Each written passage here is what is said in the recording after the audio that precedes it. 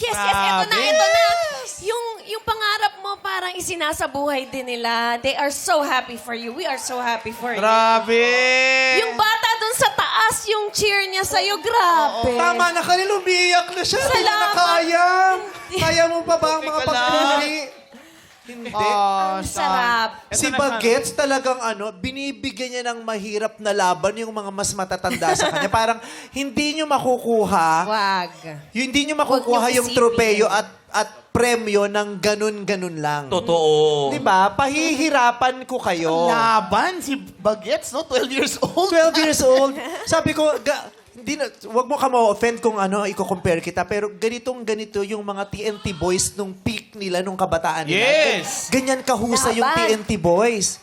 Ang galing! Hindi natakot, no? At saka mahirap siyang mahirap siyang makontento. Iaangat niya pa ulit. Yung okay na tayo, ang galing lang. Cambio Ay! pa, cambio mo pa. Cambio kung cambio. Driver ka ba?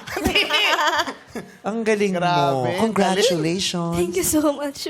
Oh. Proud na proud si Mami, oh. Aba, dapat. syempre. Hindi ka naman kumanta, pero pag nanalo, sa'yo mapupunta. Syempre. Ay, charot. Joke lang. Mami, Iipunin congratulations. kasi, Yes, iipunin. for the kid. Proud na proud ka, no? Happy ka?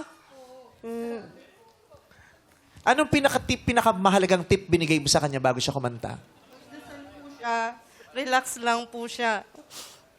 Yun po. Nakita ko siya kanina nagdadasal siya kanina, tapos nakaharap siya kay Raven. Hindi, bakit? kay Raven. Bakit kay Raven? Ewan Hindi ko yan ba bakit santo. nakatingin kay Raven nung nagdadasal siya ba? Hindi yan santo. O, akala kasi may-ari ng parokya si Raven. Oo, mukhang Hermana Mayor nung Holy Week. Pero tama yun. Yun ang napakaganda nun, di ba? Yes. Kasi siyempre, bilang nanay, hindi mo na rin naman alam kung anong tamang advice di ba? Kaya sabi, ipagpasa Diyos. Diba? Correct.